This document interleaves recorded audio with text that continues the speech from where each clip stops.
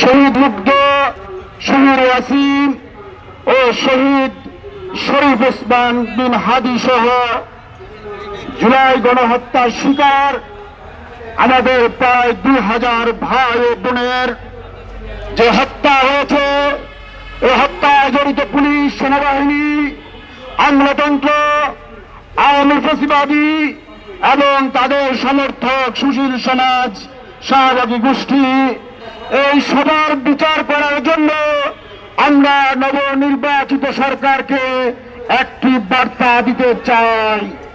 সেটি হচ্ছে, এই জুলাই গণহত্যার বিচারের জন্য ডক্টর ইউনূসের সরকার 1.5 বছর লাগিয়েছে।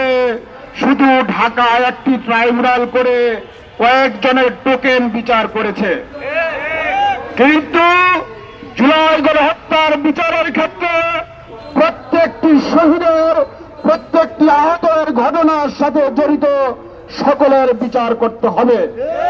এই বিচারের জন্য জেলায় জেলায় ট্রাইব্যুনাল স্থাপন করতে হবে এবং বিচারের জন্য সরকার কতদিন সময় পাবে?